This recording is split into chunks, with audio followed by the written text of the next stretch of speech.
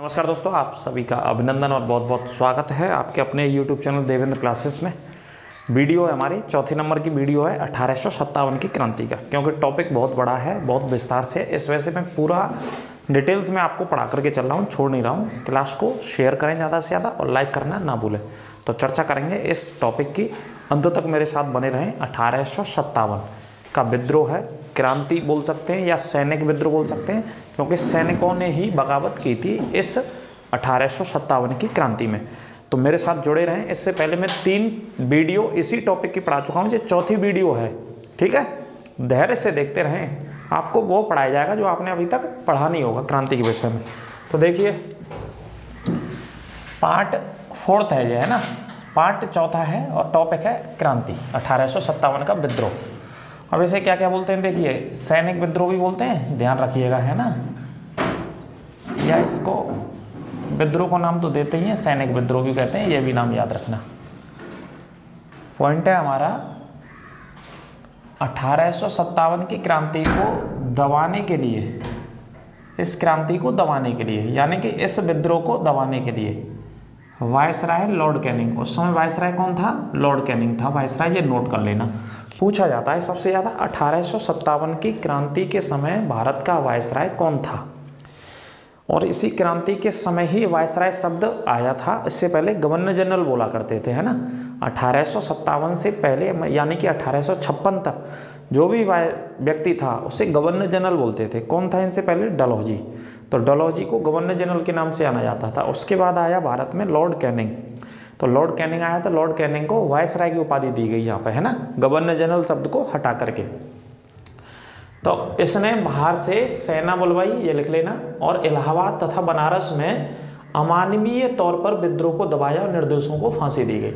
मतलब इतने बुरे तरीके से इस विद्रोह को दबाया, जो हमारे भारत के लोग, हमारे भारत के क्रांतिकारी, भारत के नेता इस विद्रोह को कर रहे थे अंग्रेजों के खिलाफ। भारत की आज़ादी की पहली लड़ाई लड़ रहे थे। तो इस विद्रोह को दबाया बहुत अमानवीय तरीके से, क्रूर तरीके से कह सकते हैं हम। यहाँ पे अलग अलग किताबों में, पुस्तकों में अलग अलग राइटर्स की में देखने को मिलता है कि निर्दोषों को भी फांसी दी गई, गाँव को लूट लिया गया, लोगों में गोलियां मार दी गई जिनका भी सरोकार नहीं था विद्रोह से।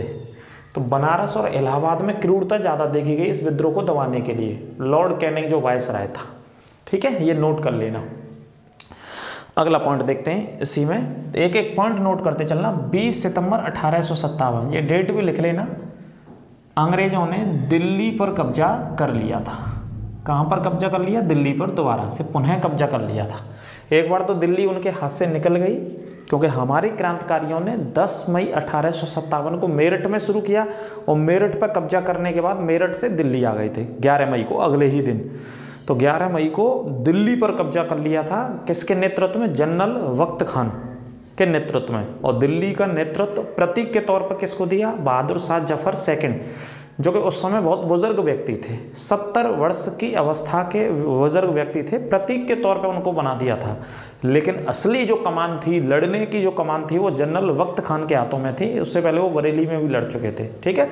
तो दोबारा से सितंबर के महीने के आते आते दिल्ली पर फिर कब्जा कर लिया अंग्रेजी सरकार ने। अगला है तात्या टोपे, जिनका नाम क्या था? रामचंद्र पांडुरंग। ये नाम परीक्षाओं में बहुत आता है, इन्हीं को इस नाम से जाना जाता है, ये नोट कर लेना, है ना।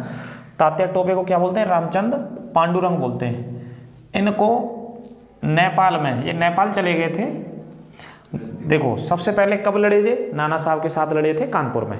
कानपुर का पतन हो गया तो ग्वालियर आ गए थे। ग्वालियर किसके साथ लड़े? रानी लक्ष्मीबाई के साथ लड़े 1857 के विद्रोह को, ठीक है। जब ग्वालियर का पतन हो गया तो कहाँ चले गए? नेपाल चले गए थे, अंग्रेजों से बच करके नेपाल चले गए अपने मित्र के पास। और इनके मित्र का नाम था मानसिंह। तात्या टोपे के मित्र का नाम क्या था? मानसिंह। और इसी मित्र ने विश्वासघात कर दिया अपने मित्र के साथ। कंप्यूटर जी, क्या कर दिया? विश्वासघात। वो गए थे अपने मित्र के पास। एक मित्र दूसरे मित्र को अगर ज़रूरत होती है, समस्याएं आती हैं, तो समस्याओं से उबारता है, आर्थिक हो, किसी भी प्रकार की हो, है ना। अगर कहीं दूसरी समस्याएं भी आती हैं तो उनसे, लेकिन इसी चीज़ को ध्यान में रखते हुए तात्या टोपे यानी कि रामचंद्र पांडुरंग नेपाल गए। ग्वालियर के पतन होने के बाद, यानी कि ग्वालियर पर अंग्रेजों का कब्जा होने के बाद, अपने मित्र के पास कि मित्र मुझे बचाएगा और मित्र मुझे शरण देगा अपने पास। तो मित्र ने अपने पास बुला लिया और इसी ने विश्वासघात कर दिया और पकड़वा दिया मान सिंह ने। किसको पकड़वा दिया? तात्या टोपे को। तो अंग्रेजों को सूचना दे दी और पकड़वा दिया। तो अंग्रेजों ने 18 अप्रैल 1859 को फांसी दे दी, तात्या टोपे को फांसी पर लटका दिया अंग्रेजों ने। तो तात्या टोपे यानी कि रामचंद्र पांडुरंग यानी कि नाना साहब के कमांडर चीफ थे जी कानपुर में, इनको विश्वासघात से मारा गया था। और विश्वासघात से किसके द्वारा? इन्हीं के मित्र ने मरवा दिया था। ठीक है, आज भी बहुत सारी कंडीशंस हैं, मित्र और दोस्त बुलाते हैं फ़ोन कॉल्स करके कि आ जाओ भैया, जहाँ मिलना है वहाँ मिलना है। जिसके साथ भरोसा है, आप जिसके साथ खा पी रहे बैठ रहे हैं, ऐसे ही लोग आपको नुकसान पहुँचा देते हैं जीवन में। तो हमेशा सतर्क रहें, इन चीज़ों से सीख ले सकते हैं अपने इतिहास से, अपने भारत से, अपनी क्रांति से। ठीक है, कि उस समय क्या घटना थी और वो घटनाएं आज भी होती हैं। तो सतर्क रहें भैया। पकड़वा दिया और मरवा दिया था विश्वासघात से। अगला पॉइंट है बहादुर शाह जफर सेकंड ने 20 सितंबर, वही डेट है जो अभी मैंने लिखाई, 20 सितंबर 1857 को हुमायूं के मकबरे में, ये तो सुना ही होगा आपने, हुमायूं का मकबरा मुगलों की पहली इमारत भारत में, जो कि 4 बाग पद्धति पर आधारित है। इसके चारों तरफ 4 बाग हैं और लाल पत्थर से बना हुआ है। और हुमायूं की बेगम ने बनवाया था जी, उसका नाम था हाजी बेगम। किसने बनवाया था? हाजी बेगम ने। ये भी चाहो तो लिख लेना, काम आएगा पेपर में आपके लिए। हुमायूं का मकबरा किसने बनवाया? हाजी बेगम ने, है ना। 1565 से 70-72 लगभग 6-7 साल तक इसमें काम चला था हुमायूं के मकबरे में। 1565 में कार्य आरंभ हुआ, इसमें निर्माण आरंभ हुआ था। 5-10-7 साल तक चलता रहा। 1572 तक ये बन के तैयार हुआ गया था हुमायूं का मकबरा, 4 बाग पद्धति पर। और इस मकबरे में अगर बात करें तो उनकी भारत की जो व्यवस्था है, भारत में जो इमारतें बनाई जाती हैं और ईरान में शैली, माफ़ कीजिए शब्द भूल गया था मैं, भारतीय शैली और ईरान की शैली का मिश्रण देखने को मिलता है। पर्शियन बोलते हैं उसे, पर्शियन शैली का मिश्रण मिलता है। यानी कि जैसे ईरान में मकबरे बनवाए जाते थे, उस शैली को यहाँ पे रखा गया इसके अंदर, और भारत की शैली का, तो दोनों का मिश्रण मिलता है यहाँ पे। हुमायूं के निधन से, हुमायूं का निधन कब हुआ था भाई कंप्यूटर जी? कमेंट बॉक्स में बताओ हुमायूं कब मरा था? 1539-40 में शेर शाह सूरी ने दोनों लड़ाइयों में से हराया, तो वो बाहर चला गया अफगानिस्तान, ईरान भटकता रहा अपने भाइयों के पास, अस्करी के पास, सिंदाल के पास। उधर से फिर सेना वैना मजबूत कर आके वो वापस लौट के आया, अफगानिस्तान भी गया, ईरान तक गया। वो ईरान के शासकों से उसने मदद ली। 1555 में आया, 55-56 1-2 साल तक दिल्ली में रहा। 56 में मर गया था वो, है ना। 56 में हुमायूं मर गया था, उसके बाद इसके मकबरे का निर्माण कराया गया। इसे पढ़ लेना। इसको बनाने वाला बहाउद्दीन नाम का एक वो था, इसका डिजाइनर था बहाउद्दीन, और उसी डिजाइनर ने ताजमहल की डिजाइन को बनाया था। माफ़ कीजिए, बहाउद्दीन था, कंप्यूटर जी गलती कर गया, बहाउद्दीन था फतेहपुर सीकरी को डिजाइन देने वाला। फतेहपुर सीकरी का जो डिजाइनर था, उसको आकृति देने वाला था कि कैसे फतेहपुर सीकरी का निर्माण होना है, वो बहाउद्दीन था। लेकिन हुमायूं के मकबरे और ताजमहल दोनों को एक तरीके से स्ट्रक्चर देने वाला जो था व्यक्ति, उसका नाम था उस्ताद अहमद लाहौरी। उसने हुमायूं के मकबरे को भी डिजाइन दी थी और उसने आगरा के ताजमहल को। आप दिल्ली कभी जाएंगे तो हुमायूं का मकबरा देखिएगा और आगरा के ताजमहल को देखिएगा, दोनों इमारतें हूबहू बिल्कुल कॉपी हैं। सिर्फ आगरा का ताजमहल सफ़ेद संगमरमर से बना है, इतना अंतर है, और हुमायूं का मकबरा लाल पत्थर से बना है, इतना अंतर है। हुमायूं के मकबरे को उसकी पत्नी ने बनवाया था और ताजमहल को शाहजहां ने बनवाया था अपनी पत्नी की याद में। थोड़ा सा यहाँ पे चीज़ें बदल रही हैं बस, ठीक है, बाकी का चीज़ें मिलेंगी। तो हुमायूं के मकबरे में W हडसन, ये एक अंग्रेजी अधिकारी था, के सामने आत्मसमर्पण कर दिया। किसने? अंतिम मुगल सम्राट थे जी, भारत के अंतिम मुगल सम्राट कौन थे? बहादुर शाह जफर द्वितीय, जो कि 70 वर्ष की अवस्था के व्यक्ति थे, बहुत बुजुर्ग व्यक्ति थे भाई साहब। कितने साल के थे? 70 वर्ष की अवस्था के व्यक्ति, बहुत बुजुर्ग व्यक्ति थे, ठीक है। तो अंग्रेजों ने इनको पेंशन दे करके बहादुर शाह जफर सेकंड को कहाँ पे भेज दिया? रंगून भेज दिया, रंगून निर्वासित कर दिया, और वहीं पर इनकी हो गई मृत्यु। रंगून में क्या हो गई? मृत्यु। रंगून को क्या बोलते हैं? म्यांमार। और इससे पहले क्या बोलते थे मेरे भाई? बर्मा, ठीक है। पुराना नाम क्या था? 1857 के रिवोल्ट में, क्रांति में रंगून का उल्लेख मिलता है। 1935 या भारत की आज़ादी के समय बर्मा नाम मिलता है, और वर्तमान में म्यांमार है, जो कि पुलिस के एक शिफ्ट में म्यांमार की मुद्रा भी पूछी गई है, कयात, ठीक है। और म्यांमार की राजधानी नेपाई, तो भारत के दक्षिण पूर्वी हिस्से में स्थित है, जो कि बंगाल की खाड़ी से सीमा बनाता है। म्यांमार और भारत के मध्य में एक पर्वत श्रृंखला है जिसका नाम है अराकन योमा पर्वत श्रृंखला, ये सीमा बनाता है, अराकन योमा पर्वत श्रृंखला, ठीक है। तो यहीं पर मृत्यु हो गई। और अंतिम मुगल बादशाह की जो समाधि है वो कहाँ पे, रंगून, यानी कि म्यांमार में स्थित है आज भी, ये पॉइंट नोट कर लेना आप, ठीक है।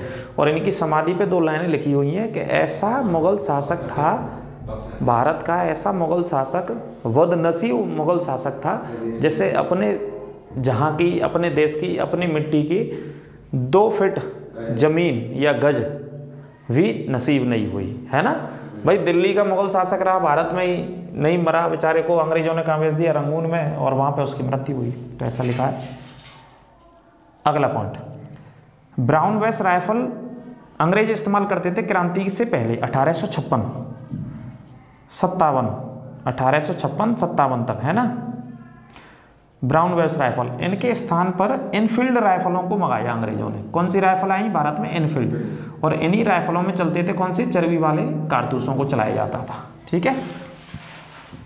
1857 के विद्रोह का तत्कालिक कारण अगर आ जाए तो क्या मानते हैं, चर्बी वाले कारतूस। तत्कालिक कारण मतलब ज़्यादा महत्वपूर्ण कारण, तत्कालिक कारण के रूप में चर्बी वाले कारतूसों को माना जाता है। इसके प्रचार और प्रसार के लिए चपाती और कमल के फूलों का इस्तेमाल किया गया, बांटने के लिए कमल के फूल और चपातियों का इस्तेमाल किया गया, ठीक है।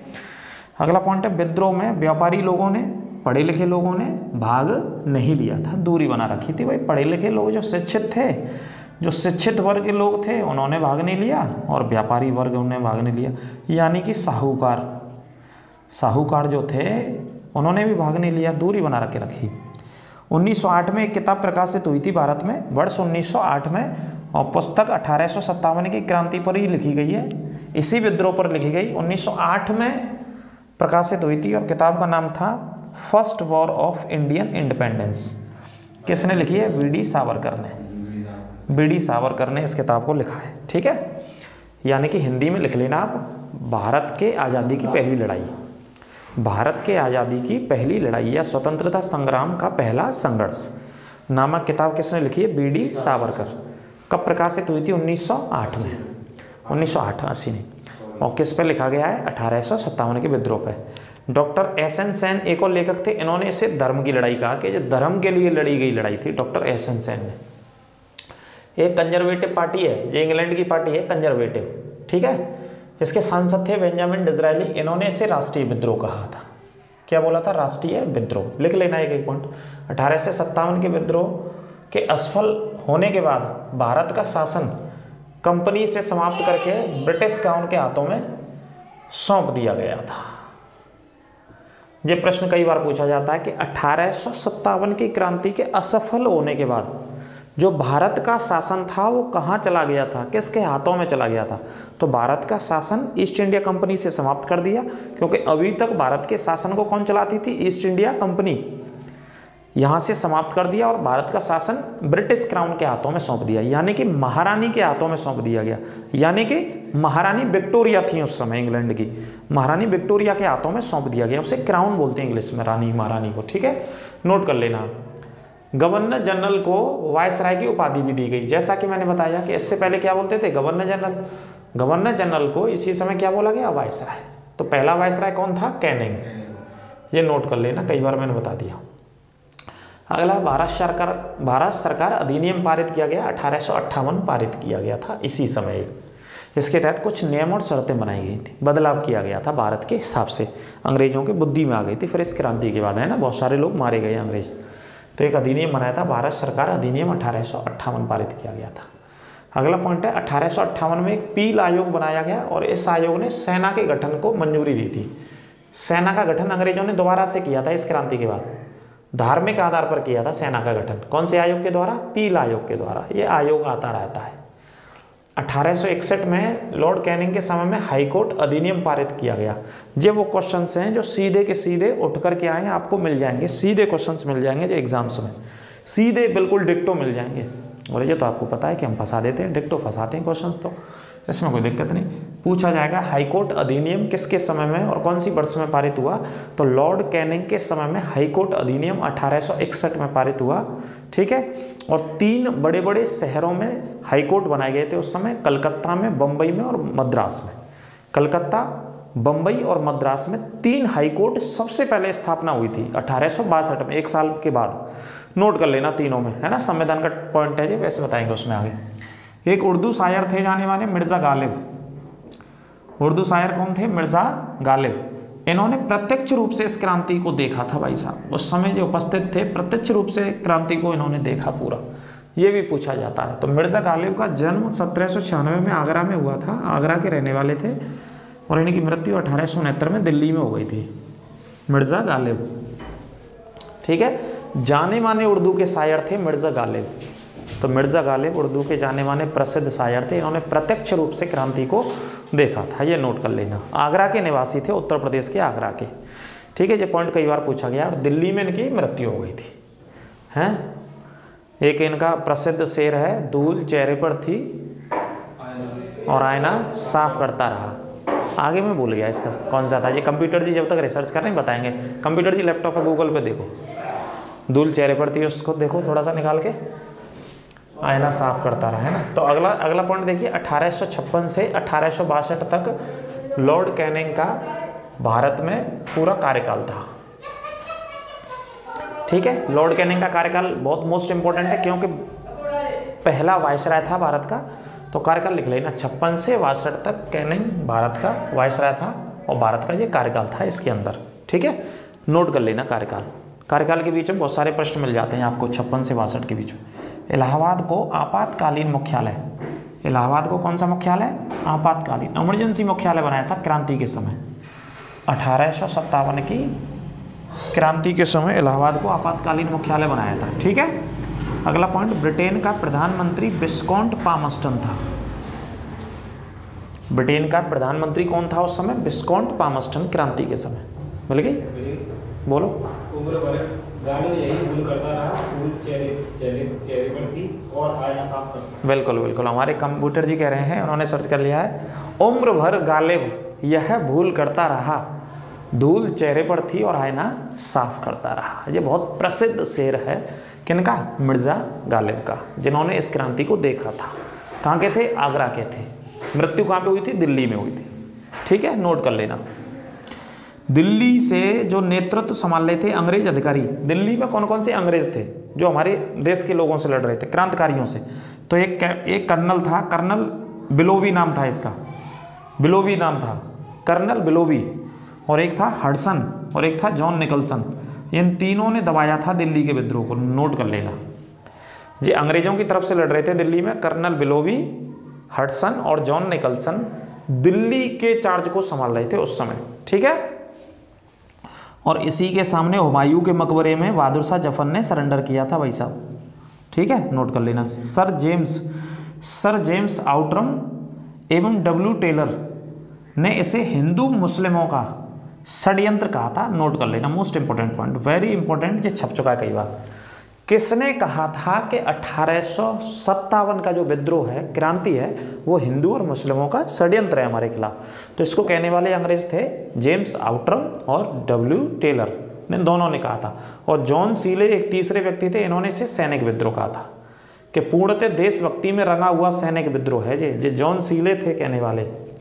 अगला पॉइंट है, सर सैयद अहमद खान का नाम तो सुना ही होगा। 1859 में असबाब बगावत, इन्होंने एक किताब लिखी असबाब बगावत में, इन्होंने 1857 के विद्रोह के कारणों पर चर्चा करी है। सबसे पहले इन्होंने चर्चा करी थी, विद्रोह 57 में हुआ और किताब कब आ गई थी? 59 में।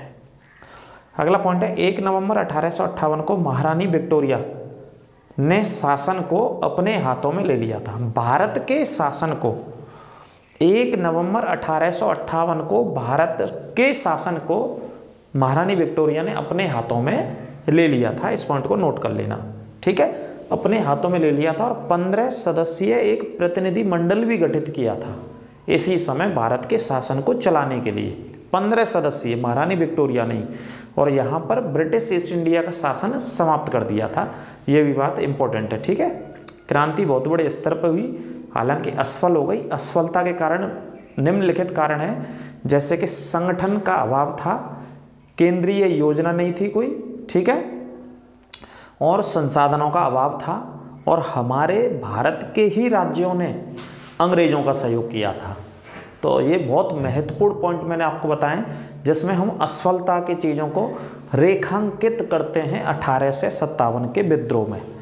ठीक है, तो ये था टॉपिक वीडियो हमारी वीडियो नंबर 4, क्लास नंबर 4। एक ही टॉपिक की 4 क्लास हैं ये अभी 1857 के विद्रोह की। अब इसके क्वेश्चंस कराएंगे अगली और लास्ट क्लास में। लगातार विस्तार से ये क्लासें आपको मिलेंगी। पढ़ते रहिए, शेयर करते रहिए, अपने मित्रों और दोस्तों के साथ जुड़े रहिए हमारे चैनल के साथ। यदि आप नए हैं तो सब्सक्राइब अवश्य करें, ठीक है, और बेल आइकन दबाना ना भूलें, जिससे कि आपको नोटिफिकेशन मिलता रहे, और लाइक करना भी ना भूलें क्लास को। अगली क्लास में आपसे बहुत जल्दी मुखातिब करते हैं। प्लेलिस्ट मिल जाएगी आपको, प्लेलिस्ट से आप सारी वीडियोज़ को देख सकते हैं, रिविजन्स आप कर सकते हैं। एक ये टॉपिक डिटेल से मिलता रहेगा। एक संविधान की क्लासेस भी बहुत जल्दी शुरू कर देंगे, वो आधी रह गई थी यूपी पुलिस के उस एग्ज़ाम के चक्कर में। दोबारा से राज्य की कार्यपालिका भाग 6 को पढ़ाना शुरू करेंगे, वहाँ से मिल जाएगा। सुप्रीम कोर्ट में पढ़ा चुका हूँ, और करंट अफेयर्स की क्लासेस भी लगातार अनवरत रूप से आपको देते रहेंगे। मस्त रहिए। अब तो मस्ती रह रहे होंगे, पुलिस भर्ती रद्द हुई है, 6 महीने का समय है आपके लिए, 180 दिनों का। तो डिटेल और विस्तार से पढ़िए एक क्लास को। दिक्कत हो तो पूछ लीजिए आप। क्वेश्चन एक बाहर नहीं जाएगा, ये तो आपको पता ही चल गया। अभी जो एग्जाम हुए चारों शिफ्ट के आपको कि कितने क्वेश्चन आ रखे हैं हमारे। इवन हिंदी जो पढ़ाई ना, तत्सम और तद्भव जो हमने बोर्ड पे पढ़ाए थे, वो भी एक क्वेश्चन बाहर नहीं है बेटा। ठीक है, तो पढ़ते रहिए और जुड़े रहिए। मिलते हैं अगली क्लास में। नमस्कार, राधे राधे सभी को।